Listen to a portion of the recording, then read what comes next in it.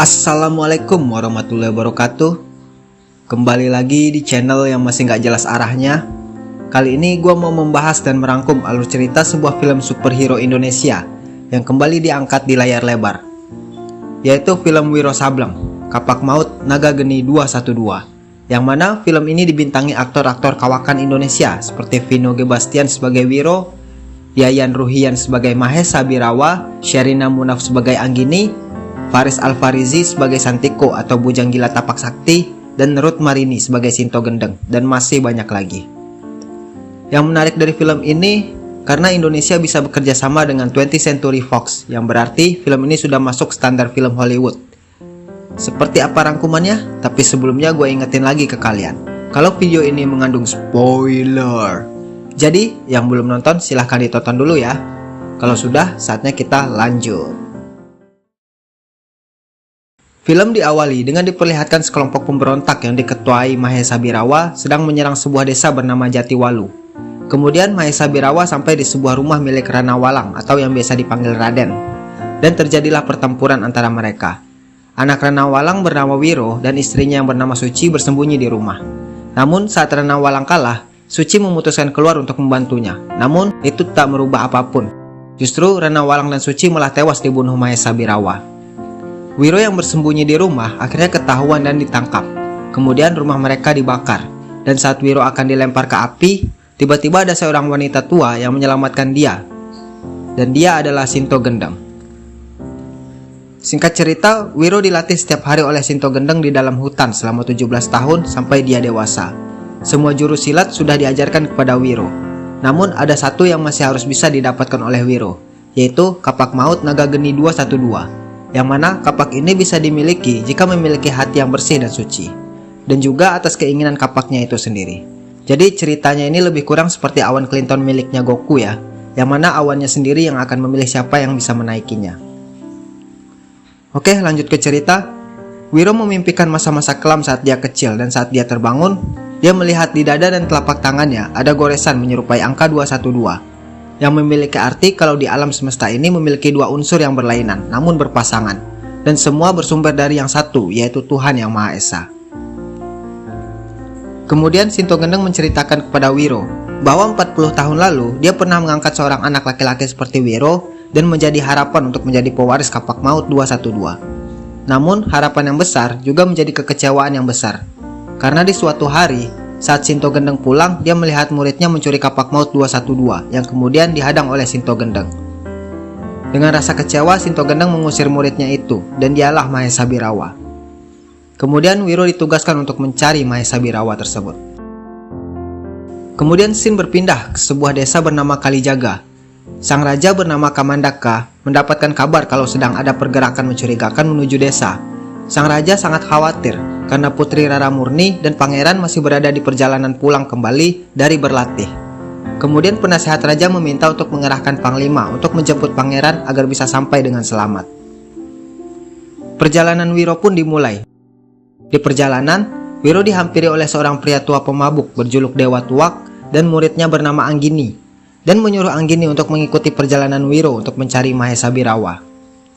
Kemudian Wiro sampai di sebuah warung makan, dan tak lama anak buah Mahesa Birawa bernama Kalimunding juga datang ke warung tersebut. Dan mendengar Kalimunding mengatakan nama Mahesa Birawa membuat Wiro Sableng menjadi kaget. Tak lama pangeran yang ternyata si Madun dan pasukannya juga sampai di warung tersebut, dan membuat Kalimunding dan pasukan pelindung pangeran terlibat pertarungan, yang akhirnya membuat Wiro ikut bertarung. Dan terjadilah pertarungan antara Wiro dan Kalimunding yang dimenangkan oleh Wiro. Sedangkan di sisi lain, Pangeran dan Rara Murni berhasil kabur menggunakan kuda. Namun salah seorang anak buah Kalimunding terus mengejar mereka. Kemudian Wiro pun ikut mengejar mereka, dan sampailah di sebuah hutan sunyi, dan di sana Wiro bertemu dengan Babe Cabita. Dan sampailah di sebuah hutan sunyi, dan di sana Wiro bertemu dengan Santiko yang ternyata sudah menangkap mereka dan mengikatnya di pohon yang berada di pinggir jurang. Dan akhirnya mereka jatuh ke sungai yang berada di dasar jurang. Di sini Anggini juga sudah berhasil mengejar Wiro ya, yang mengira kalau Santiko itu adalah Mahesa Birawa. Jadi dia langsung menyerang begitu aja saat Wiro dan Santiko sedang bertarung. Sedangkan di sisi lain, sang pangeran tertangkap oleh anak buah Kalimunding. Sedangkan di markas Mahesa Birawa ingin mensabotasi dan menghancurkan kerajaan yang ternyata dibantu oleh orang dalam dari kerajaan. Dia adalah panglima kerajaan yang diutus penasehat untuk menjemput pangeran. Yang kemudian terjadi perselisihan dengan anak buah Mahesa lainnya bernama Ki Pranalewu. Gua nggak tahu namanya sih. Goblok!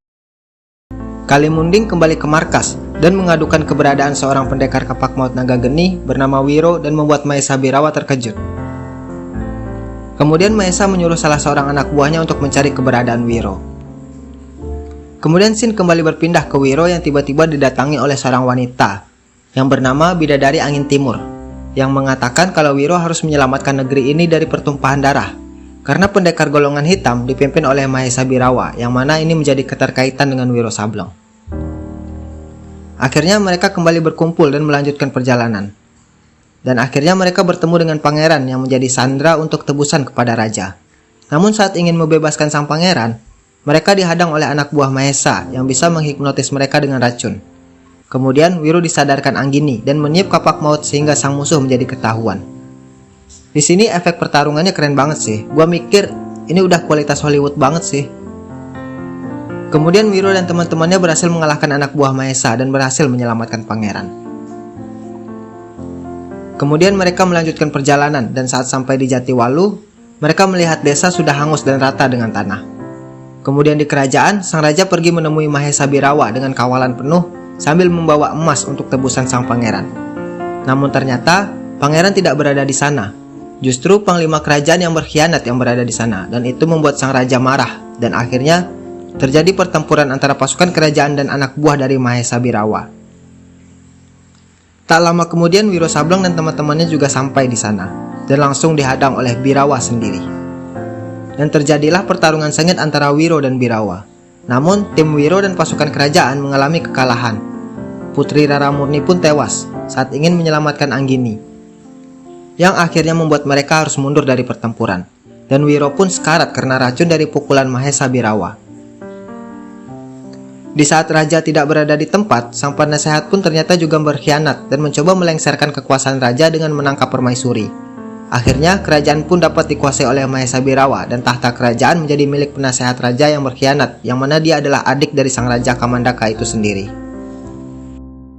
Setelah merasa baikan, Wiro dan tim bersama raja dan pasukannya yang selamat mulai memikirkan taktik untuk menerobos dan menyerang balik kerajaan yang sudah dikuasai Mahesa Birawa dan pasukannya saat merayakan pesta kemenangan mereka. Anggini berperan sebagai orang yang menaklukkan para pasukan yang berjaga di gerbang, sedangkan Wiro dan Santiko menyamar menjadi penari topeng yang akan menghibur sang raja, dan pasukan yang lain menghabisi sisanya agar mereka bisa menuju ke singgasana. Namun Wiro dan Santiko akhirnya ketahuan, yang akhirnya mereka harus kabur dari pasukan Mahesa Birawa yang jumlahnya lebih banyak. Dan akhirnya satu persatu prajurit Mahesa dapat dikalahkan Wiro Sableng dan berhasil menyelamatkan permaisuri. Kemudian mereka langsung mencari Mahesa dan yang lain ke singgasana. Dan mereka satu persatu menemukan musuh yang seimbang. Santiko bertarung melawan prajurit cambuk api. Dewa Tuak yang kebetulan datang juga bertarung melawan anak buah Mahesa yang lain. Anggini melawan Ki Pranalewu yang akhirnya dapat dikalahkan semua. Dan mereka berhasil masuk ke singgasana. Raja Kamandaka langsung mengejar adiknya Borkowali. Sedangkan Wiro harus bertarung 1 lawan 2 dengan Mahesa dan Kalimunding. Raja Kamandaka berhasil mengalahkan adiknya Borkowali, sedangkan Wiro Sableng akhirnya berhasil mengalahkan Kalimunding dan membuat Mahesa menjadi was-was.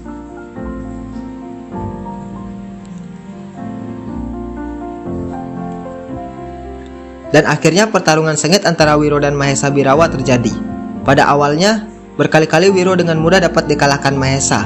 Namun saat Mahesa ingin mengakhiri pertarungan dengan pukulan mautnya, kapak naga geni menyelamatkan Wiro.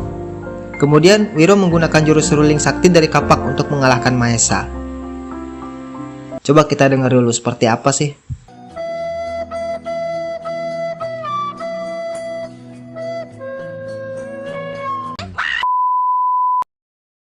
Karena Wiro Sableng berhasil memberikan feedback, Mahesa menjadi semakin marah. Dan berkali-kali Wiro mencoba namun tetap kalah. Akhirnya Anggini dan Santiko datang untuk membantu Wiro. Dan dengan sekali tebasan, Mahesa pun tewas di tangan Wiro. Dan akhirnya Wiro, Anggini, dan Santiko melanjutkan perjalanan mereka, dan di tengah jalan mereka pun berpisah untuk melanjutkan misi mereka masing-masing. Dan film pun selesai. Oke, itulah rangkuman alur cerita film Wiro Sableng yang tayang di tahun 2018 lalu. Bagaimana menurut kalian? Kalau menurut gua, film-film Indonesia udah bisa diakui dunia kalau dilihat dari segi cerita, visual, dan efek nih.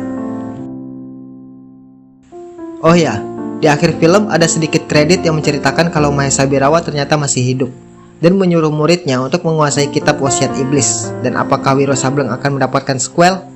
Kita nantikan saja gimana ke depannya. Oke, terima kasih yang sudah mampir di channel Mainin. Jangan lupa like, share, dan komen. Dan jangan lupa subscribe channel Mainin. Oke, saatnya gua undur diri dan jamatane. Matane sopo mas? Halah.